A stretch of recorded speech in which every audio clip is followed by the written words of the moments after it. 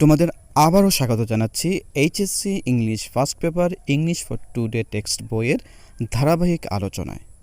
Deer students, আজ আমরা পড়ব ইউনিট 1-এর লেসন 3 দ্য টু উইমেন। এই লেসনে আলোচনা করা হয়েছে দুজন বিখ্যাত মহাকাশচারী মহিলা সম্পর্কে। তাদের একজন হলেন ভ্যালেন্টিনা তেরেসকোভা আর আরেকজন হলেন কল্পনা চাওলা। আজ রয়েছে ভ্যালেন্টিনা তেরেসকোভা সম্পর্কে আলোচনা। So let's start our discussion. তোমাদের সাথে আছি আমি Mohammad Anisur Rahman, assistant professor, department of English, principal Kazi Faruqui college, Raipur, Lakshmipur. আলোচনায় যাবার পূর্বে বলে রাখি, যারা এখনও সাবস্ক্রাইব করোনি চ্যানেলটি সাবস্ক্রাইব করে নেবে, আর যারা অলরেডি সাবস্ক্রাইব করেছো থ্যাংক ইউ ভেরি মাচ।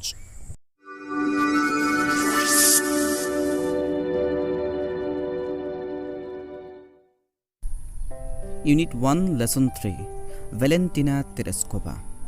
প্রথমেই ভ্যালেন্টিনা তেরেসকোভার জন্মসাল দেয়া আছে 6 মার্চ 1937। 1937 সালের 6 মার্চ ভ্যালেন্টিনা তেরেসকোভা জন্মগ্রহণ করেন।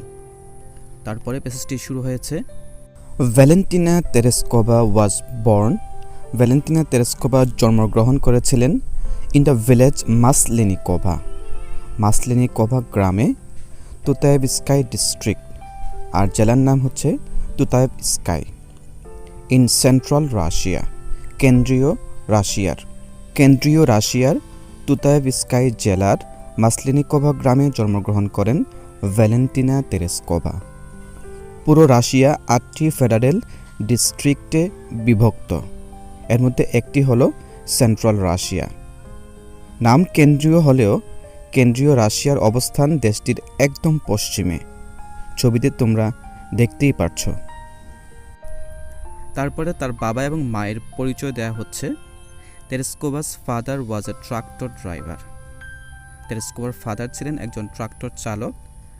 অ্যান্ড হার মাদার, এবং তার মা worked in a textile plant.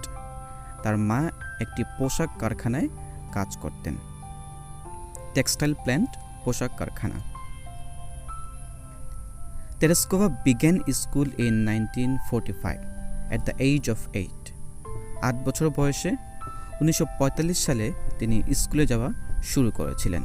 তেরেসকোভা স্কুলে যাওয়া শুরু করেছিলেন। বিগিন শব্দের পাস্ট ফর্ম হচ্ছে বিগ্যান, শুরু করেছিলেন। বাট লেফট, কিন্তু ছেড়ে দেন। লেফট শব্দটি লিভ শব্দের পাস্ট ফর্ম, অর্থাৎ ত্যাগ করা বা ছেড়ে দেওয়া। ইন 1953, 1953 সালে তিনি স্কুল ছেড়ে দেন। অ্যান্ড কন্টিনিউড, অবিরত রাখেন, চালু রাখেন। হার এডুকেশন, তার পড়ালেখা চালু রাখেন, অব্যাহত রাখেন। থ্রু ডিস্টেন্স লার্নিং, ডিস্টেন্স লার্নিংয়ের মধ্য দিয়ে। ডিস্টেন্স লার্নিং অর্থ দূর শিক্ষণ, অর্থাৎ স্কুল থেকে দূরে অবস্থান করে শিক্ষা গ্রহণ করা। ডিস্টেন্স লার্নিংকে ডিস্টেন্স এডুকেশন বলা হয়ে থাকে। এর মাধ্যমে একজন শিক্ষার্থী স্কুলে বা শিক্ষা প্রতিষ্ঠানে উপস্থিত না থাকলেও পড়ালেখা চালিয়ে যেতে পারেন। এক্ষেত্রে শিক্ষার্থী পোস্ট অফিসের মাধ্যমে স্কুলের সাথে যোগাযোগ রক্ষা করে। এ ব্যবস্থা প্রচলিত ছিল ইন্টারনেট আবিষ্কারের পূর্বে। এখন আর পোস্ট অফিসের মাধ্যমে যোগাযোগ করা হয় না। তাই বর্তমানে ডিস্টেন্স লার্নিংকে অনলাইন এডুকেশন বলা হয় এবং অনলাইনে সকল প্রকার যোগাযোগ রক্ষা করা হয়। ভ্যালেন্টিনা তেরেসকোভা স্কুল ত্যাগ করেন 1953 সালে। তখন ইন্টারনেটের আবিষ্কার হয়নি, সুতরাং তিনি তার পড়ালেখা চালিয়ে গেছেন ডিস্টেন্স লার্নিং, অর্থাৎ পোস্ট অফিসের মাধ্যমে যোগাযোগ রক্ষা করে। ভ্যালেন্টিনা তেরেসকোভা 1953 সালে স্কুল ছেড়ে দিলেও ডিস্টেন্স লার্নিংয়ের মাধ্যমে তিনি তার পড়ালেখা অব্যাহত রাখেন। She became interested in parachuting from a young age. অল্প বয়স থেকেই তিনি প্যারাশুটিংয়ে আগ্রহী হয়ে ওঠেন। ইন্টারেস্টেড অর্থ আগ্রহী, আর প্যারাশুটিং অর্থ প্যারাশুটের সাহায্যে বিমান থেকে লাফিয়ে পড়ার যে বিদ্যা, যে দক্ষতা বা স্কিল, এটাকে বলা হয় parachuting. And trained in sky diving, এবং স্কাই ডাইভিংয়ে নিজেকে প্রশিক্ষিত করে তোলেন at the local aero club, স্থানীয় অ্যারো ক্লাবে। অ্যারো ক্লাব হলো এমন একটি প্রতিষ্ঠান যেখানে ক্লাবের সকল সদস্যদের বিমানের বিভিন্ন বিষয়ের উপর প্রশিক্ষণ দেওয়া হয়। এরকম একটি অ্যারো ক্লাব থেকে তিনি স্কাই ডাইভিংয়ের প্রশিক্ষণ গ্রহণ করেন। স্কাই ডাইভিং শব্দের অর্থ হচ্ছে প্যারাশুটের সাহায্যে বিমান থেকে লাফিয়ে পড়ার যে দক্ষতা, বা প্যারাশুটিং এবং স্কাই ডাইভিং দুটা একই জিনিস। কিছু কিছু শব্দ আছে আমরা ইংলিশ শব্দ ব্যবহার করব, এটার বাংলা ব্যবহার করলে সুন্দর শোনায় না, যেমন স্কাই ডাইভিং এবং প্যারাশুটিং, এই শব্দগুলো আমরা ইংলিশ ব্যবহার করব। এছাড়া আরও শব্দ আছে যেমন ফ্লাইট, এগুলো আমরা ইংলিশ ব্যবহার করব, এগুলোর বাংলা করলে সুন্দর শোনায় না। এগুলো ইংলিশ শব্দগুলোই ভালো শোনায়, যেহেতু এর উৎপত্তি এবং কাজগুলো আমরা সবসময় ইংলিশে বলে থাকি। যেমন আমার ফ্লাইট আছে, ফ্লাইট কয়টায়, উড্ডয়ন কয়টায় আমরা এটা বলে থাকি না। ঠিক তদ্রুপ এখানে প্যারাশুটিং বা স্কাই ডাইভিংটা আমরা বলে থাকবো, এটার বাংলা আমরা করব না। তো বুঝে নিব যে স্কাই ডাইভিং আর প্যারাশুটিং জিনিসটা কী। মেকিং হার ফার্স্ট জাম্প, এবং সেই লোকাল অ্যারো ক্লাব থেকে তিনি তার প্রথম জাম্প বা লাভ দেন অ্যাট এজ 22, 22 বছর বয়সে অন 21 মে 1959। 1959 সালের 21 মে 22 বছর বয়সে লোকাল অ্যারো ক্লাব থেকে তিনি তার প্রথম লাফটি দেন স্কাই ডাইভিংয়ে। অ্যাট দ্যাট টাইম, সে সময়ে শি ওয়াজ এমপ্লয়েড, তিনি নিয়োজিত ছিলেন বা নিযুক্ত ছিলেন অ্যাজ এ টেক্সটাইল ওয়ার্কার, পোশাক শ্রমিক হিসেবে ইন এ লোকাল ফ্যাক্টরি, স্থানীয় একটি কারখানায় তিনি পোশাক শ্রমিক হিসেবে নিয়োজিত ছিলেন সে সময়ে। ইট ওয়াজ হার এক্সপার্টিজ ইন স্কাই ডাইভিং, এটা ছিল তার স্কাই ডাইভিংয়ের দক্ষতা, that lead to her selection, যেটি পরিচালিত করেছিল তার বাছাই পর্বের দিকে অ্যাজ এ কসমোনাট হিসেবে, মহাকাশচারী হিসেবে তাকে বাছাই পর্বের দিকে ধাবিত করেছিল, নিয়ে গিয়েছিল বা পরিচালিত করেছিল তার যেই এক্সপার্টিস বা দক্ষতা ছিল স্কাই ডাইভিংয়ের উপরে তার যে দক্ষতা ছিল, এই দক্ষতাই তাকে তার বাছাই পর্বের দিকে ধাবিত করেছিল বা নিয়ে গিয়েছিল। এক্সপার্টিস অর্থ পারদর্শিতা বা দক্ষতা। এলইডি লেড শব্দটি লিড শব্দের পাস্ট ফর্ম, অর্থ ধাবিত করা বা পরিচালিত করা, এখানে পাস্ট অর্থ হবে ধাবিত করেছিল বা পরিচালিত করেছিল। আর কসমোনাট শব্দের অর্থ নভোচারী বা মহাকাশচারী। After the flight of Yuri গ্যাগারিনের ফ্লাইটের পরে, দ্যাট মিন্স ইউরি গ্যাগারিন মহাকাশে যাওয়ার পরে, ইউরি গ্যাগারিন কে ছিল? The first human being to travel to outer space in 1961। 1961 সালে তিনি প্রথম মানব হিসেবে আউটার স্পেস বা মহাশূন্যে ভ্রমণ করেছিলেন। তিনি মহাশূন্যে ভ্রমণ করা প্রথম ব্যক্তি 1961 সালে। Soviet union decided to send a woman in space. Yuri Gagarin যখন মহাকাশে চলে গিয়েছিলেন, তারপরে সোভিয়েত ইউনিয়ন সিদ্ধান্ত নিয়েছিলেন টু সেন্ড এ ওম্যান, একজন মহিলাকে তারা পাঠাবে ইন স্পেস, মহাকাশে। ইউরি গ্যাগারিন যাওয়ার পরে সোভিয়েত ইউনিয়ন সিদ্ধান্ত নিল একজন মহিলাকে তারা মহাকাশে পাঠাবেন। সোভিয়েত ইউনিয়ন বলতে বর্তমান রাশিয়া সহ 15টি দেশ নিয়ে সোভিয়েত ইউনিয়ন ছিল। এর শাসনামল ছিল 1922 থেকে 1991 সাল পর্যন্ত। 1991 সালে সোভিয়েত ইউনিয়ন ভেঙে 15টি স্বাধীন রাষ্ট্রের জন্ম হয়। তোমরা ছবিতে সেই 15টি রাষ্ট্রের নাম দেখতে পাচ্ছ। সোভিয়েত ইউনিয়নের পার্লামেন্টের নাম ছিল সুপ্রিম সোভিয়েত, এটি মনে রাখবে, পরবর্তীতে কাজে লাগবে। আউটার স্পেস বা স্পেস একই অর্থ, মহাশূন্য বা মহাকাশ, যার সীমানা শুরু হয় সমুদ্রপৃষ্ঠ থেকে 100 কিলোমিটারের উপর থেকে। অন 16 ফেব্রুয়ারি 1962 সালের 16 ফেব্রুয়ারি প্রলেটারিয়া Valentina Tereshkova was selected for this project. এই প্রজেক্টের জন্য, অর্থাৎ মহাকাশে একজন মহিলা পাঠানোর যে প্রজেক্ট, এই প্রজেক্টের জন্য ভ্যালেন্টিনা তেরেস্কোভাকে সিলেক্টেড করা হয়েছিল, বাছাই করা হয়েছিল। এখানে দেখো তার নামের পাশে একটি শব্দ ব্যবহার করা হয়েছে, প্রলেটারিয়া। প্রলেটারিয়া শব্দটি দিয়ে শ্রমিক শ্রেণীর লোকদের বোঝানো হয়। প্রলেটারিয়া হলো প্রলেটারিয়েট শব্দের অ্যাডজেক্টিভ ফর্ম। আমাদের সমাজে সাধারণত ছোট প্রফেশনের কোনো লোক যদি বড় কোনো কাজ করে ফেলে, তখন আমরা বড় কাজটা উল্লেখ করার পূর্বে তার নামের পাশে তার পেশা উল্লেখ করে থাকি। যেমন একজন রিক্সা চালক এমপি হয়েছে, একজন ভ্যান ড্রাইভার এসএসসি পরীক্ষায় A+ পেয়েছে, বা একজন পোশাক শ্রমিক নায়ক হয়েছে ইত্যাদি। ঠিক তদ্রূপ ভ্যালেন্টিনা তেরেস্কোভা একজন সামান্য পোশাক শ্রমিক ছিলেন। সেখান থেকে এত বড় একটা কাজে সে নির্বাচিত হয়েছেন সেটা উল্লেখ করতেই প্রলেটারিয়া ভ্যালেন্টিনা তেরেস্কোভা বা একজন পোশাক শ্রমিক ভ্যালেন্টিনা তেরেস্কোভা বলা হয়েছে। আশা করি বুঝতে পেরেছ কেন প্রলেটারিয়া শব্দটা ব্যবহার করা হয়েছে ভ্যালেন্টিনা তেরেস্কোভা নামের পাশে। তিনি এই প্রজেক্টের জন্য সিলেক্ট হয়েছিলেন অ্যামাং মোর দেন 400 অ্যাপ্লিক্যান্টস।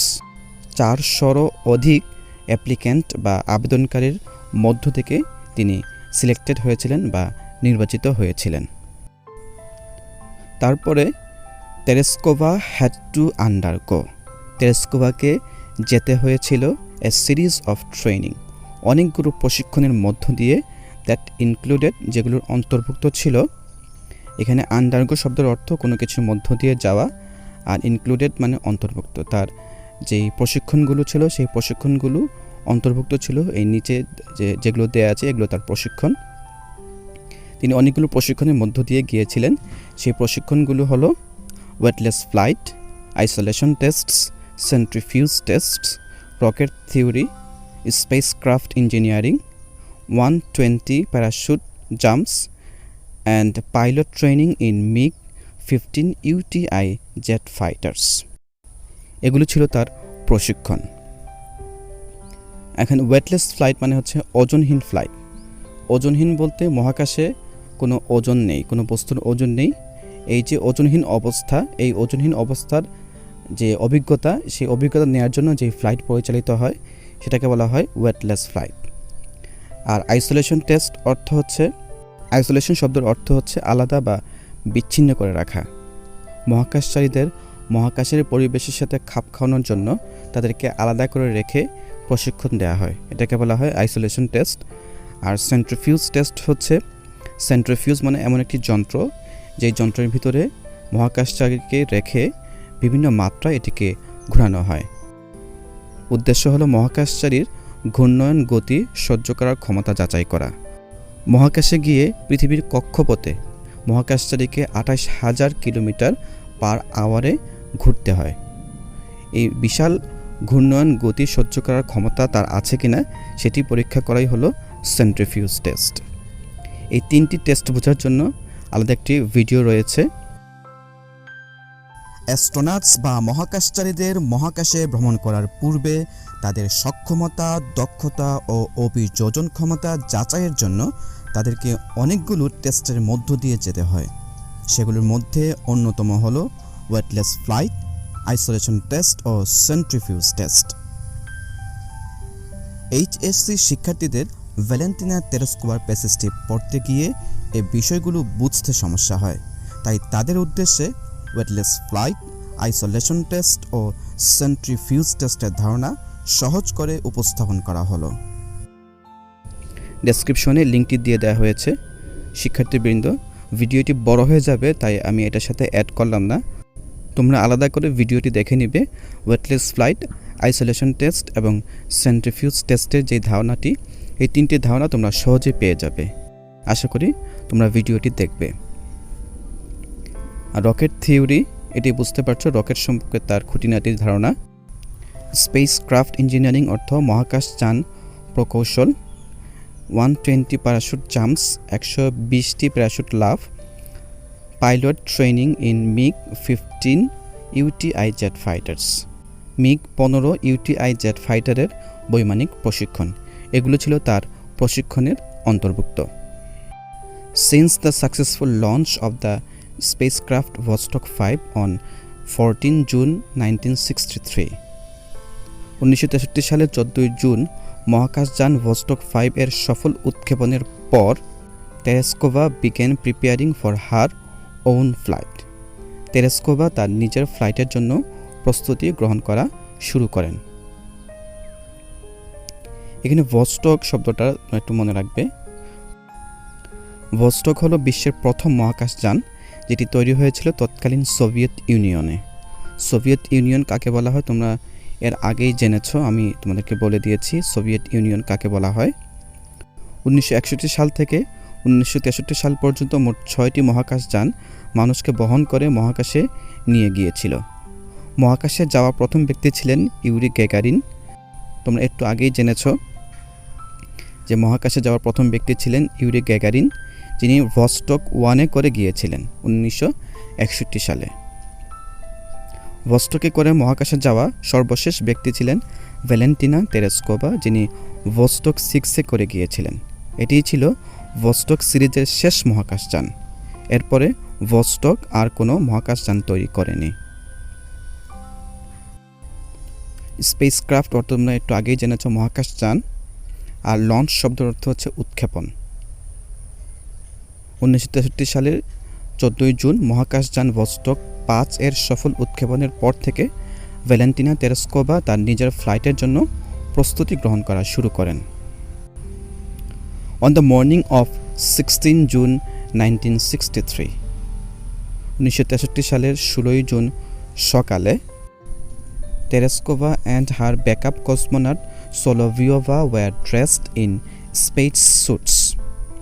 তেরেস্কোভা এবং তার ব্যাকআপ কসমোনাট মানে সহকারী যেই নভোচারী বা মহাকাশচারী ছিল তার নাম হচ্ছে সোলোভিওভা, তারা দুজনকে ওয়্যার ড্রেসড পোশাক পরানো হয় ইন স্পেস স্যুটস। তোমরা জানো মহাকাশের আলাদা স্যুট রয়েছে, আলাদা পোশাক রয়েছে, সেটাকে বলা হয় স্পেস স্যুটস। তাদেরকে স্পেস স্যুট পরানো হয়। And taken to the space shuttle launch pad, এবং নিয়ে যাওয়া হয় স্পেস শাটল লঞ্চ প্যাড মহাকাশযান উৎক্ষেপণ মঞ্চে। স্পেস শাটল শব্দের অর্থ হচ্ছে মহাকাশযান, স্পেস ক্রাফট, আর লঞ্চ মানে হচ্ছে উৎক্ষেপণ, আর প্যাড মানে হচ্ছে মঞ্চ, যেখান থেকে মহাকাশযানকে উৎক্ষেপণ করা হয় সেই জায়গাটার নাম হচ্ছে space shuttle launch pad by a bus. তাদেরকে বাসে করে স্পেস শাটল লঞ্চ প্যাডে নিয়ে যাওয়া হয়। After completing her communication and life support checks, তার যোগাযোগের যন্ত্রপাতি ও লাইফ সাপোর্ট চেক সম্পন্ন করার পর she was sealed inside Vostok 6, তাকে ভস্টক 6-এর ভিতরে আটকে দেওয়া হয়, সিল করে দেওয়া হয়। সিল শব্দের অর্থ শক্ত করে বন্ধ করে দেওয়া। তাকে ভিতরে রেখে ভস্টক 6-কে শক্ত করে আটকে দেওয়া হয়। ফিনিশিং এ 2-hour কাউন্টডাউন, 2 ঘন্টা কাউন্টডাউন শেষে ভস্টক 6 লঞ্চড ফল্টলেসলি, ভস্টক 6 সফলভাবে উৎক্ষেপিত হয়। কাউন্টডাউন অর্থ তোমরা জানো উল্টা গণনা করা, যেমন 5 4 3 2 1 এভাবে। ফল্টলেসলি অর্থ সফলভাবে, কোনো প্রকার সমস্যা ছাড়া বা ত্রুটিহীনভাবে। 2 ঘন্টা কাউন্টডাউন শেষে ভস্টক 6 ত্রুটিহীনভাবে উৎক্ষেপিত হয়। Although Tereskova experienced nausea and physical discomfort for much of the flight, যদিও তেরেস্কোভা ফ্লাইটের অধিকাংশ সময়ই বমি বমি ভাব এবং শারীরিক অস্বস্তি অনুভব করেন। এক্সপেরিয়েন্সড শব্দের অর্থ হচ্ছে অনুভব করা, এবং নজিয়া শব্দের অর্থ হচ্ছে বমি বমি ভাব, আর ফিজিক্যাল ডিসকমফোর্ট অর্থ শারীরিক অস্বস্তি। যদিও তিনি ফ্লাইটের অধিকাংশ সময়ই বমি বমি ভাব এবং শারীরিক অস্বস্তি অনুভব করেন। She orbited the Earth 48 times. পৃথিবীর চারপাশে তিনি পৃথিবীর চারপাশে 48 বার প্রদক্ষিণ করেন। and spent almost 3 days in space, এবং প্রায় 3 দিন মহাকাশে অতিবাহিত করেন। অরবিট শব্দের অর্থ প্রদক্ষিণ করা। অরবিটে তিনি প্রদক্ষিণ করেছিলেন, অর্থাৎ পৃথিবীর চারপাশে প্রদক্ষিণ করেছিলেন। শিক্ষার্থীবৃন্দ, এখানে তোমাদের মজার একটি বিষয় জানিয়ে রাখি, পুরো পৃথিবীর চারপাশের আয়তন প্রায় 42,000 কিলোমিটার। প্রতি ঘন্টায় মহাকাশযানের গতিবেগ 28,000 কিলোমিটার, আর এই গতিতে পৃথিবীর চারপাশে একবার প্রদক্ষিণ করতে সময় লাগে 90 মিনিট। ভ্যালেন্টিনা তেরেস্কোভা মহাকাশে 3 দিন অবস্থান করেন এবং 48 বার পৃথিবীর কক্ষপথে প্রদক্ষিণ করেন। 3 দিন সমান 72 ঘন্টা, আর 72 ঘন্টাকে আমরা মিনিটে প্রকাশ করলে হয় 4320 মিনিট, এবং 4320 মিনিটকে 90 দিয়ে ভাগ দিলে হয় 90, মানে হচ্ছে একবার প্রদক্ষিণ করতে 90 মিনিট প্রয়োজন হয়। 4320কে 90 দিয়ে ভাগ দিলে হয় 48, অর্থাৎ ভ্যালেন্টিনা তেরেস্কোভা 48 বার পৃথিবীকে প্রদক্ষিণ করেন 3 দিনে। উইথ এ সিঙ্গেল ফ্লাইট, একটিমাত্র ফ্লাইটের মধ্য দিয়ে। She logged more flight time, তিনি অধিক ফ্লাইট টাইম তার লগ বুকে অন্তর্ভুক্ত করেন। লগ শব্দের অর্থ লগ বুকে লিখে রাখা, আর লগ বুক হলো মহাকাশচারীদের কার্যাবলী লিখে রাখার জন্য ছোট বই। এক কথায় she logged more flight time এর অর্থ তিনি অধিক সময় মহাকাশে ভ্রমণ করেন than the combined times of all American astronauts, আমেরিকার সকল মহাকাশচারীদের একত্রিত সময়ের চেয়েও অধিক সময় তিনি মহাকাশে ভ্রমণ করেন। কোন American astronauts? Who had flown, যারা ভ্রমণ করেছিল বিফোর দ্যাট ডেট, ওই সময়ের পূর্বে যারা ভ্রমণ করেছিল।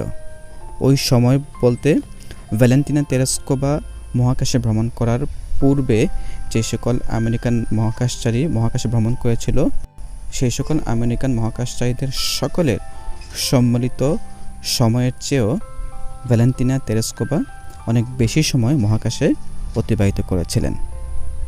ফ্লোন শব্দটি ফ্লাই শব্দের পাস্ট পার্টিসিপল ফর্ম, অর্থ উড়া, কিন্তু এখানে অর্থ হচ্ছে মহাকাশে ভ্রমণ করা। তেরেস্কোভা অলসো মেনটেইনড এ flight log.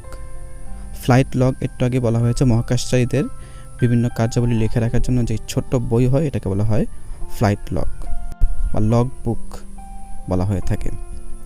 Tereshkova also maintained এ ফ্লাইট লগ। তেরেস্কোভা একটি ফ্লাইট লগে তার কার্যাবলী লিখে রাখতেন। And took photographs of the Horizon, এবং দিগন্তের ছবি তুলেছেন। হরাইজন মনে হচ্ছে সামনে যে অংশটুকু আমরা দেখতে পাই এটাকে বলা হরাইজন, আমাদের চোখের সামনে দৃষ্টিসীমার যতটুকু যায় এটাকে বলা হয় হরাইজন, সামনের অংশটুকু Horizon.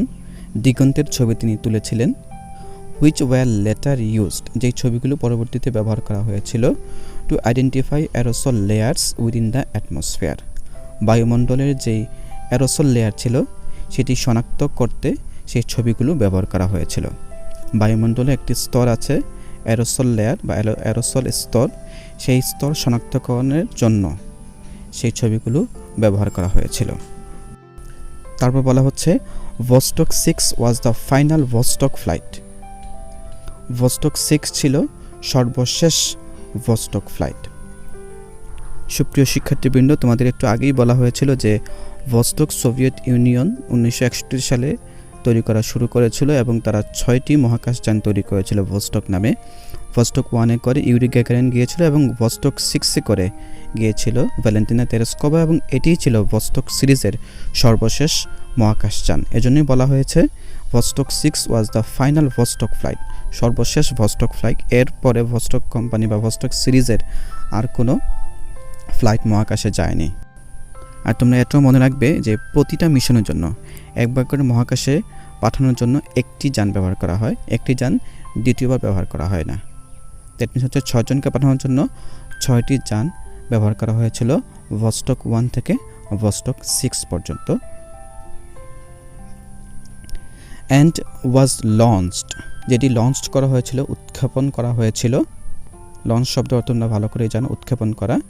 2 days after Vostok 5, Vostok 5 launch করার 2 দিন পরেই ভস্টক 6 লঞ্চ করা হয়েছিল বা উৎক্ষেপণ করা হয়েছিল। হুইচ ক্যারিড ভ্যালারি বাইকোভস্কাই, যেটি ভ্যালারি বাইকোভস্কাইকে মহাকাশে নিয়ে গিয়েছিল ইনটু এ সিমিলার অরবিট, একই কক্ষপথে। ভ্যালেন্টিনা তেরেস্কোভা যে কক্ষপথে গিয়েছিল ঠিক একই কক্ষপথে ভ্যালারি বাইকোভস্কাইকে নিয়ে গিয়েছিল ভস্টক 5 ফর 5 days, তিনি গিয়েছিলেন 5 দিনের জন্য। ভ্যালেন্টিনা তেরেস্কোভা গিয়েছিলেন 3 দিনের জন্য, আর ভ্যালারি বাইকোভস্কাই গিয়েছিলেন 5 দিনের জন্য। Landing 3 hours after Tereshkova, Tereshkova ল্যান্ডিংয়ের 3 ঘন্টা পরে তিনি ল্যান্ড করেছিলেন বা মহাকাশ থেকে পৃথিবীতে অবতরণ করেছিলেন। আশা করি বুঝে গেছো। দ্য 2 vessels, ভ্যাসেলস মানে হচ্ছে জাহাজ, কিন্তু এখানে মহাকাশ যানকে বোঝানো হয়েছে। দ্য 2 vessels মানে ভস্টক 5 এবং ভস্টক 6, এই দুটি যানকে বলা হচ্ছে দ্য 2 vessels অ্যাপ্রোচড, কাছাকাছি চলে আসা, ইচ আদার, একে অন্যের কাছাকাছি চলে এসেছিল, উইদিন 5 kilometers, 5 কিলোমিটারের ভিতরে চলে এসেছিল একে অন্যের। অ্যাট ওয়ান পয়েন্ট, এক পর্যায়ে ভস্টক 5 এবং ভস্টক 6 দুটি একে অন্যের 5 কিলোমিটারের ভিতরে কাছাকাছি চলে এসেছিল। অ্যান্ড ফ্রম স্পেস, এবং স্পেস থেকে মহাকাশ থেকেই তেরেস্কোভা যোগাযোগ করেছিলেন উইথ বাইকোভস্কাইয়ের সাথে and the Soviet leader Khrushchev by radio, এবং সোভিয়েত লিডারের সাথে, সোভিয়েত ইউনিয়নের একজন লিডার ক্রুশচেভ, তার সাথেও তিনি রেডিওর মাধ্যমে যোগাযোগ করেন। বাইকোভস্কাই এবং সোভিয়েত ইউনিয়ন লিডার ক্রুশচেভের সাথে তিনি রেডিওর মাধ্যমে যোগাযোগ করেন মহাকাশ থেকেই। মাচ লেটার ইন 1977, অনেক পরে 1977 সালে Tereshkova earned a doctorate in engineering. Tereshkova প্রকৌশল বিজ্ঞানে ডক্টরেট ডিগ্রি লাভ করেন ফ্রম জুকোভস্কাই এয়ারফোর্স একাডেমি থেকে তিনি প্রকৌশল বিজ্ঞানে ডক্টরেট ডিগ্রি লাভ করেন। এটা ছিল 1977 সাল। আফটারওয়ার্ডস, তার পরবর্তী সময়ে she turned two politics. Turn মানে মোড় ঘোরানো বা দিক ফেরানো। তিনি তার জীবনের গতি ফিরিয়ে নেন, মোড় ঘোরান। দ্যাট মিন্স তিনি পলিটিক্সে বা রাজনীতিতে অংশগ্রহণ করেন। ডিউরিং দ্য সোভিয়েত রিজিম, সোভিয়েতের রাজত্বকালে, তোমরা জেনেছ যে সোভিয়েতের রাজত্বকাল ছিল 1922 থেকে 1991 সাল পর্যন্ত। যে সোভিয়েতের রাজত্বকালে বা সোভিয়েত ইউনিয়নের যে ক্ষমতাকাল, শাসনকাল, সেই শাসনকালে she became one of the presidium members of the supreme Soviet. তিনি সুপ্রিম সোভিয়েতের প্রেসিডিয়াম মেম্বার্স বা সভাপতি মণ্ডলীর সদস্য ছিলেন। সুপ্রিম সোভিয়েত মানে হচ্ছে সোভিয়েত ইউনিয়নের যে পার্লামেন্ট ছিল সেটার নাম ছিল সুপ্রিম সোভিয়েত। সুপ্রিম সোভিয়েতের তিনি সভাপতি মণ্ডলীর সদস্য ছিলেন। নাও দিস লিভিং লেজেন্ড, বর্তমানে এই জীবন্ত কিংবদন্তি, তিনি এখনও বেঁচে আছেন তাই তাকে লিভিং লেজেন্ড বলা হচ্ছে। লেজেন্ড অর্থ কিংবদন্তি। Now this living legend is a member in the lower house of the Russian legislature. রাশিয়ার যে আইনসভা আছে বা সংসদ আছে, সেই সংসদের নিম্নকক্ষের একজন সদস্য। লেজিসলেচার অর্থ আইনসভা বা সংসদ। সোভিয়েত ইউনিয়নের শাসন আমলে তিনি তার পার্লামেন্ট সুপ্রিম সোভিয়েতের একজন সদস্য ছিলেন, আর বর্তমান রাশিয়ার পার্লামেন্টেও তিনি একজন পার্লামেন্ট সদস্য। অন হার 70th বার্থডে, তার 70তম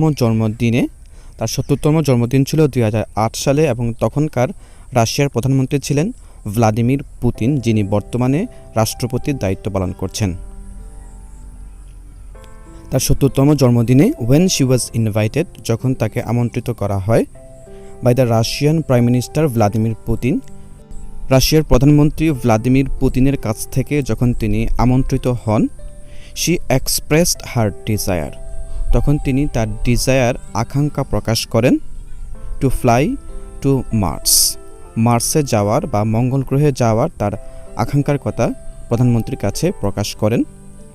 তিনি আরও বলেন, even if for a one way trip, তিনি যেতে চান যদিও এটি ওয়ান ওয়ে ট্রিপ বা একমুখী ভ্রমণ হয়ে থাকে, যদিও এটি একমুখী ভ্রমণ হয়ে থাকে তারপরও তিনি মঙ্গল গ্রহে যেতে চান। মহাকাশের ভ্রমণ কখনো একমুখী হয় না। এখানে একমুখী ভ্রমণ হলেও কথাটি দিয়ে তেরেস্কোভা তার আকাঙ্ক্ষার তীব্রতাকে বুঝিয়েছেন। যদি এমন কোনো সিদ্ধান্ত হয় যে যেতে পারবে কিন্তু আসতে পারবে না, তাহলেও তিনি মঙ্গল গ্রহে যেতে চান। দ্যাট মিন্স তিনি যে কোনো উপায়ে মঙ্গল গ্রহে যেতে চান। এই আকাঙ্ক্ষার কথা তিনি রাশিয়ার প্রধানমন্ত্রীর কাছে ব্যক্ত করেছেন। এক্সপ্রেস শব্দের অর্থ প্রকাশ করা, ডিজায়ার শব্দের অর্থ আকাঙ্ক্ষা, মার্স অর্থ মঙ্গল গ্রহ, ট্রিপ মানে ভ্রমণ, আর ওয়ান ওয়ে ট্রিপ অর্থ একমুখী ভ্রমণ, শুধু যাওয়া যাবে আসা যাবে না, এরকম ভ্রমণকে বলা হয় ওয়ান ওয়ে ট্রিপ। তার 70তম জন্মদিনে যখন রাশিয়ার প্রধানমন্ত্রী ভ্লাদিমির পুতিন কর্তৃক তিনি আমন্ত্রিত হন, তখন তিনি মঙ্গল গ্রহ ভ্রমণ করার আকাঙ্ক্ষা প্রকাশ করেন, যদিও তা ওয়ান ওয়ে ভ্রমণ হয়ে থাকে। সুপ্রিয় শিক্ষার্থীবৃন্দ, এই ছিল আজকের আলোচনা। আশা করি আলোচনাটি সবার কাজে আসবে। সবাই ভালো থাকবে, লাইক, কমেন্ট এবং শেয়ার করবে, আর অবশ্যই চ্যানেলটি সাবস্ক্রাইব করতে ভুলবে না।